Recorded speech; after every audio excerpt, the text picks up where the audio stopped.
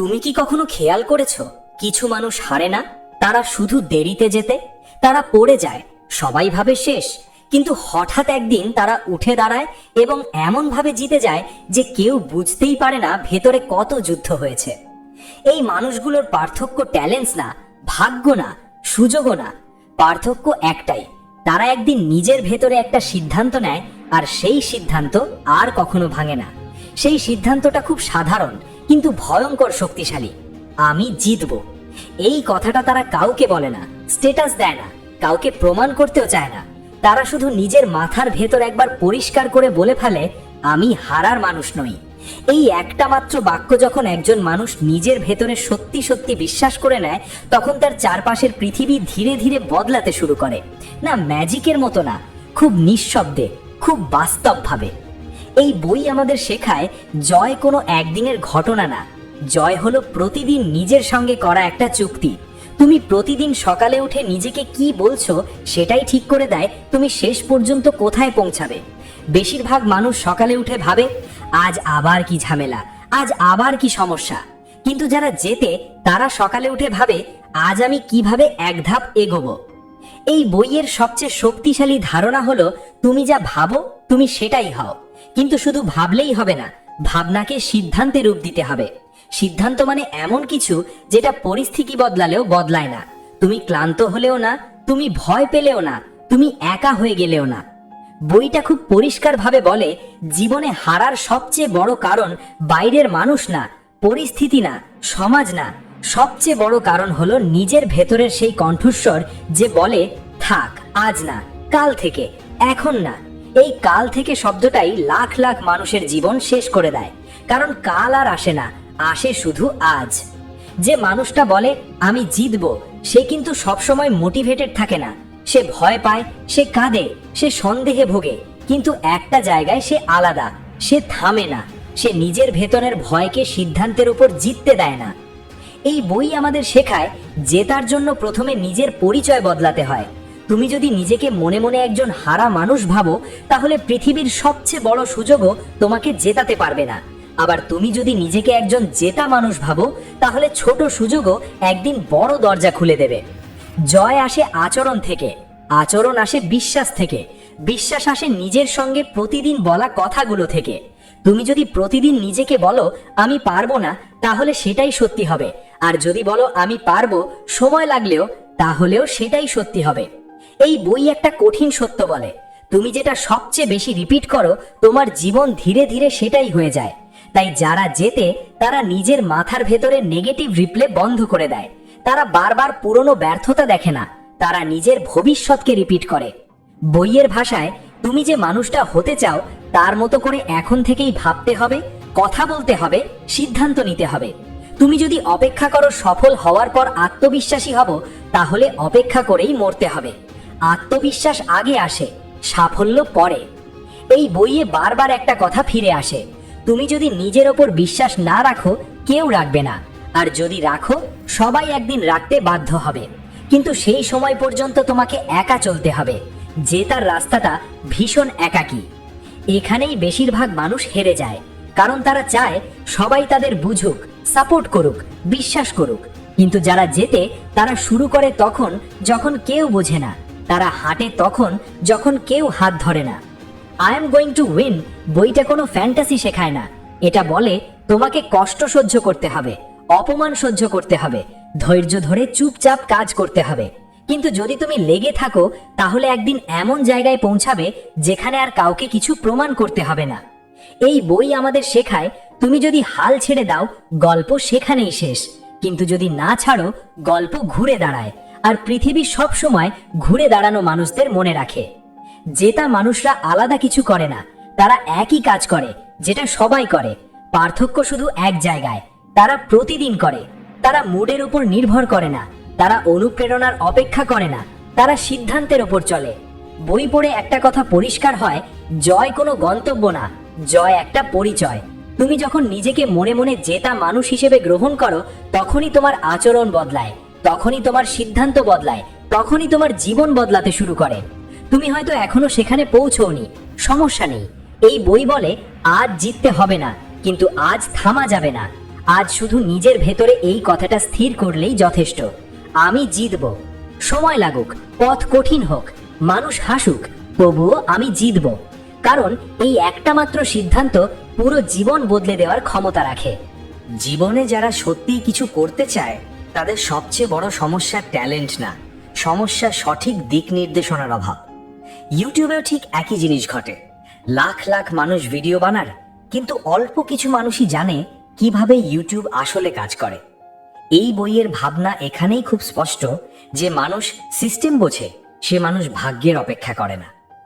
YouTube কোনো জুয়া না, ইউটিউব একটা স্কিল, আর প্রতিটা স্কিলের মতোই এটা শেখা যায়। কিন্তু সমস্যা হলো বেশিরভাগ মানুষ ভুল জায়গা থেকে শেখে। কেউ শুধু ভিডিও বানানো শেখে কিন্তু সেটিংস বোঝে না, কেউ শুধু থাম্বনেল বানায় কিন্তু অ্যালগোরিদম বোঝে না, কেউ ভিউ চায় কিন্তু কেন ভিউ আসছে না এই প্রশ্নটার উত্তর জানে না। এই জায়গায় এই শিক্ষাটা খুব গুরুত্বপূর্ণ। ইউটিউবে সফল হতে হলে শুধু কন্টেন্ট না, পুরো ইকোসিস্টেমটা বুঝতে হয়। Channel setup, video optimisation, features update, অ্যালগোরিদমের আচরণ, ভাইরাল টপিক ধরার লজিক, সবকিছু একসাথে কাজ করে। আর এই বইয়ের ভাবনার মতোই এখানে একটা কথা পরিষ্কার, যে মানুষ নিজে সবকিছু পড়তে শেখে সে আর কারোর ওপর নির্ভরশীল থাকে না। আজকের দিনে এআই একটা অস্ত্র, যারা এটাকে ঠিকভাবে ব্যবহার করতে জানে তারা একা এটা পুরো টিমের কাজ করতে পারে। ভিডিও স্ক্রিপ্ট লেখা, মোটিভেশনাল কন্টেন্ট তৈরি, book summary, shorts, cartoon video, voice তৈরি, থাম্বনেল ডিজাইন, সবকিছুই এখন এক আইডি দিয়েই সম্ভব। এই জায়গায় আসল পার্থক্যটা তৈরি হয় দক্ষতায়, শুধু নিজের জন্য না, অন্যের কাজ করেও আয় করার দক্ষতা। অনেকেই জানে না ইউটিউব মনিটাইজেশন এখন একটা সার্ভিস। মানুষ নিজের চ্যানেল মনিটাইজ করতে পারে না, কিন্তু যারা সিস্টেম জানে তারা অন্যের চ্যানেল মনিটাইজ করে দিয়ে ইনকাম করে। এখানেই এই শিক্ষার সবচেয়ে শক্ত অংশটা আসে। মনিটাইজেশন শুধু নিজের চ্যানেলের জন্য না, এটা একটা স্কিল যেটা দিয়ে কাস্টমারের কাজ করা যায়। ঠিকভাবে জানা থাকলে কয়েকদিনের মধ্যেই ওয়াচ টাইম আর সাবস্ক্রাইবের শর্ত কিভাবে পূরণ করা যায় সেটাও সম্ভব, এবং সেটা বৈধ পদ্ধতিতেই। এই বইয়ের দর্শন বলে, যে স্কিল তোমাকে স্বাধীন করে সেটাই আসল সম্পদ। ইউটিউব যদি শুধু শখ হয় তাহলে তুমি দর্শক থাকবে, কিন্তু ইউটিউব যদি স্কিল হয় তাহলে তুমি প্রফেশনাল হবে। আর প্রফেশনাল মানুষ সব সময় জানে নিজের সময় আর দক্ষতাকে কিভাবে কাজে লাগাতে হয়। সবচেয়ে গুরুত্বপূর্ণ বিষয় হলো, এই শেখাটা শুধু বড় বড় কোর্সের জন্য না, অনেক সময় সঠিক গাইডেন্স কম দামে পেলে সেটাই সবচেয়ে বেশি কাজে দেয়। কারণ এখানে দামটা আসল না, আসল হলো শেখার সুযোগটা কাজে লাগানো। যারা আজ সিদ্ধান্ত নেয় তারা কাল ফল পায় না, কিন্তু তারা একটা পথ বেছে নেয়। আর যে মানুষ পথ বেছে নেয় সে একদিন ঠিক গন্তব্যে পৌঁছায়। ইউটিউবেও ঠিক তাই। আজ শেখা শুরু করলে কয়েকদিনের মধ্যেই পার্থক্য বোঝা যায়, কয়েক মাসে ফল দেখা যায়। আর যারা অন্যের কাজ করে শেখে তারা একই সাথে আয়ও শুরু করে দেয়। এই গল্পটা আসলে ইউটিউবের না, এই গল্পটা দায়িত্ব নেবার, নিজের ভবিষ্যৎ নিজে গড়ার, সিস্টেম শেখার। আর যখন তুমি শেখো তখন আর কেউ তোমাকে থামাতে পারে না। অনেকে প্রশ্ন করে, এত কম টাকায় কেন শেখানো হচ্ছে? এর উত্তরটা খুব সাধারণ কিন্তু গভীর। কারণ এটা শুধু একটা কোর্স না, এটা একটা প্রস্তুতি। আজ যে পৃথিবী আমরা দেখছি, 5 বছর পরে সেই পৃথিবী থাকবে না। কাজের ধরন বদলাবে, চাকরির মানে বদলাবে, এমনকি মানুষ লাগবে এই ধারণাটাও বদলে যাবে। তখন মানুষের জায়গায় কাজ করবে এআই, অটোমেশন আর সিস্টেম। কিন্তু সমস্যা হলো, মানুষ এখনো সেই পুরনো সময়ের মতো ভাবছে। তারা মনে করছে এখন দরকার নেই, পরে দেখা যাবে। অথচ ইতিহাস বলে, যারা পরিবর্তনের আগে প্রস্তুত হয় তারাই ভবিষ্যতে টিকে থাকে। যারা অবহেলা করে তারা একদিন হঠাৎ বুঝতে পারে সময়টা হাতছাড়া হয়ে গেছে। এই কারণেই এই শেখাটাকে ইচ্ছে করেই সহজ রাখা হয়েছে, যেন যে কেউ শুরু করতে পারে, যেন কেউ এটা বলতে না পারে যে ইচ্ছে ছিল কিন্তু সুযোগ পায়নি। এখানে উদ্দেশ্য টাকা নয়, উদ্দেশ্য মানুষকে একটা স্কিল শেখানো, একটা জায়গা তৈরি করে দেওয়া যেখান থেকে সে ভবিষ্যতে নিজের মতো করে দাঁড়াতে পারবে। আজ এআই শিখলে হয়তো কাল টাকা আসবে না, কিন্তু আজ এআই শিখলে 1-2 মাসের মধ্যে দক্ষতা তৈরি হয়। আর দক্ষতা তৈরি হলেই সুযোগ আসে। কেউ নিজের জন্য কাজ শুরু করে, কেউ অন্যের জন্য, কেউ চ্যানেল বানায়, কেউ কাস্টমারের কাজ করে, কেউ ভয়েস বানায়, কেউ ভিডিও, কেউ থাম্বনেল, কেউ স্ক্রিপ্ট। কাজের অভাব নেই, অভাব শুধু শেখা মানুষের। সবচেয়ে বড় সত্যটা হলো ভবিষ্যতে কাজ থাকবে কিন্তু চাকরি থাকবে না। তখন কোম্পানি খুঁজবে স্কিল, ডিগ্রি না, খুঁজবে ফলাফল, সার্টিফিকেট নয়। আর যারা আজ এই জিনিসগুলো শিখছে তারা তখন আর ভয় পাবে না, কারণ তারা জানবে আমি কারো উপর নির্ভরশীল নই। এই শেখাটা কাউকে রাতারাতি বড়লোক বানানোর প্রতিশ্রুতি দেয় না, এটা বাস্তব কথা বলে। বলে যে যদি তুমি নিয়মিত কাজ শুরু করো তাহলে 1-2 মাসের মধ্যেই কিছু না কিছু অর্জন হবেই। সেটা টাকা হোক, দক্ষতা হোক, আত্মবিশ্বাস হোক, কিছু একটা বদলাবেই। আর একবার বদল শুরু হলে থামানো যায় না। সবচেয়ে আনন্দের বিষয় হলো এই পথটা একা হাঁটতে হয় না। শেখার সময় ভুল হবে, প্রশ্ন আসবে, ভয় লাগবে, কিন্তু যখন তুমি বুঝতে শুরু করো তখন নিজের উপর বিশ্বাস তৈরি হয়। আর সেই বিশ্বাসটাই ভবিষ্যতের সবচেয়ে বড় মূলধন।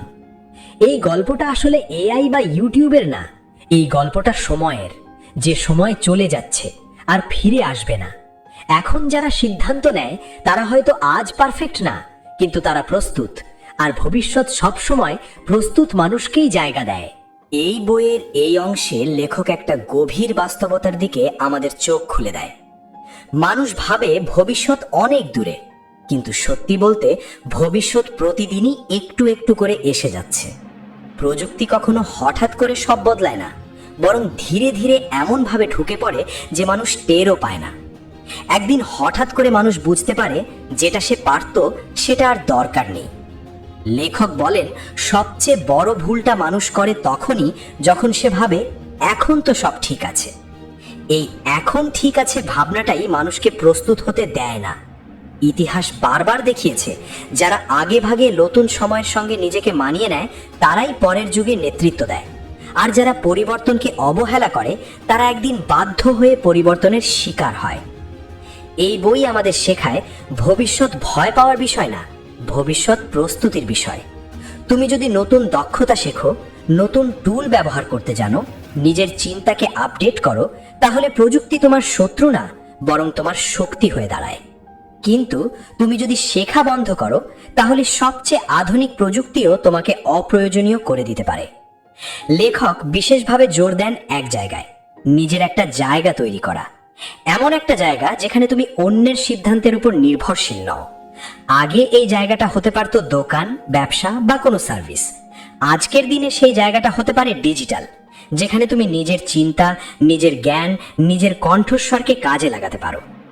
এই বই তাই বলে ভবিষ্যতে টিকে থাকতে হলে শুধু চাকরি খুঁজলে হবে না, নিজেকে এমন অবস্থানে নিতে হবে যেখানে কাজ তোমাকে খুঁজে নেবে। আর এই পরিবর্তন একদিনে আসে না, এটা আসে শেখার মাধ্যমে, অভ্যাসের মাধ্যমে, ধৈর্যের মাধ্যমে। লেখক আমাদের সতর্ক করে দেন সময় সবচেয়ে বড় শিক্ষক, কিন্তু সে কাউকে আলাদা করে শেখায় না। যে শেখে সে বাঁচে, যে শেখে না সে পিছিয়ে পড়ে। সময় কাউকে অপেক্ষা করতে বলে না। এই জায়গায় বইয়ের ভাবনার সঙ্গে বাস্তবতার একটা মিল পাওয়া যায়। আজ যে কেউ চাইলে নিজের একটা ডিজিটাল জায়গা তৈরি করতে পারে, নিজের কণ্ঠস্বর পৌঁছে দিতে পারে মানুষের কাছে। ইউটিউব এমনই একটি মাধ্যম যেখানে শেখা মানুষ নিজের পরিচয় তৈরি করতে পারে। যারা এই পথে হাঁটতে চায় তাদের জন্য প্রয়োজনীয় লিংক বা যোগাযোগের তথ্য ভিডিওর ডেসক্রিপশন বক্সে দেওয়া থাকে। এই অংশে বই আমাদের একটা কথাই মনে করিয়ে দেয়, ভবিষ্যৎ কারো জন্য আলাদা করে তৈরি হয় না, ভবিষ্যৎ তৈরি হয় তাদের জন্য যারা সময় থাকতে প্রস্তুত হয়। এই বইয়ের এই অংশে লেখক একটা গভীর বাস্তবতার দিকে আমাদের চোখ খুলে দেয়। মানুষ ভাবে ভবিষ্যৎ অনেক দূরে, কিন্তু সত্যি বলতে ভবিষ্যৎ প্রতিদিনই একটু একটু করে এসে যাচ্ছে। প্রযুক্তি কখনো হঠাৎ করে সব বদলায় না, বরং ধীরে ধীরে এমনভাবে ঢুকে পড়ে যে মানুষ টেরও পায় না। একদিন হঠাৎ করে মানুষ বুঝতে পারে যেটা সে পারত সেটা আর দরকার নেই। লেখক বলেন সবচেয়ে বড় ভুলটা মানুষ করে তখনই যখন সে ভাবে এখন তো সব ঠিক আছে। এই এখন ঠিক আছে ভাবনাটাই মানুষকে প্রস্তুত হতে দেয় না। ইতিহাস বারবার দেখিয়েছে যারা আগে ভাগে নতুন সময়ের সঙ্গে নিজেকে মানিয়ে নেয় তারাই পরের যুগে নেতৃত্ব দেয়। আর যারা পরিবর্তনকে অবহেলা করে তারা একদিন বাধ্য হয়ে পরিবর্তনের শিকার হয়। এই বই আমাদের শেখায় ভবিষ্যৎ ভয় পাওয়ার বিষয় না, ভবিষ্যৎ প্রস্তুতির বিষয়। তুমি যদি নতুন দক্ষতা শেখো, নতুন টুল ব্যবহার করতে জানো, নিজের চিন্তাকে আপডেট করো, তাহলে প্রযুক্তি তোমার শত্রু না, বরং তোমার শক্তি হয়ে দাঁড়ায়। কিন্তু তুমি যদি শেখা বন্ধ করো তাহলে সবচেয়ে আধুনিক প্রযুক্তিও তোমাকে অপ্রয়োজনীয় করে দিতে পারে। লেখক বিশেষভাবে জোর দেন এক জায়গায়, নিজের একটা জায়গা তৈরি করা। এমন একটা জায়গা যেখানে তুমি অন্যের সিদ্ধান্তের উপর নির্ভরশীল নও। আগে এই জায়গাটা হতে পারত দোকান, ব্যবসা বা কোনো সার্ভিস। আজকের দিনে সেই জায়গাটা হতে পারে ডিজিটাল, যেখানে তুমি নিজের চিন্তা, নিজের জ্ঞান, নিজের কণ্ঠস্বরকে কাজে লাগাতে পারো। এই বই তাই বলে, ভবিষ্যতে টিকে থাকতে হলে শুধু চাকরি খুঁজলে হবে না, নিজেকে এমন অবস্থানে নিতে হবে যেখানে কাজ তোমাকে খুঁজে নেবে। আর এই পরিবর্তন একদিনে আসে না, এটা আসে শেখার মাধ্যমে, অভ্যাসের মাধ্যমে, ধৈর্যের মাধ্যমে। লেখক আমাদের সতর্ক করে দেন, সময় সবচেয়ে বড় শিক্ষক, কিন্তু সে কাউকে আলাদা করে শেখায় না। যে শেখে সে বাঁচে, যে শেখে না সে পিছিয়ে পড়ে। সময় কাউকে অপেক্ষা করতে বলে না। এই জায়গায় বইয়ের ভাবনার সঙ্গে বাস্তবতার একটা মিল পাওয়া যায়। আজ যে কেউ চাইলে নিজের একটা ডিজিটাল জায়গা তৈরি করতে পারে, নিজের কণ্ঠস্বর পৌঁছে দিতে পারে মানুষের কাছে। ইউটিউব এমনই একটি মাধ্যম যেখানে শেখা মানুষ নিজের পরিচয় তৈরি করতে পারে। যারা এই পথে হাঁটতে চায় তাদের জন্য প্রয়োজনীয় লিংক বা যোগাযোগের তথ্য ভিডিও ডেসক্রিপশন বক্সে দেওয়া থাকে। এই অংশে বই আমাদের একটা কথাই মনে করিয়ে দেয়, ভবিষ্যৎ কারোর জন্য আলাদা করে তৈরি হয় না, ভবিষ্যৎ তৈরি হয় তাদের জন্য যারা সময় থাকতে প্রস্তুত হয়।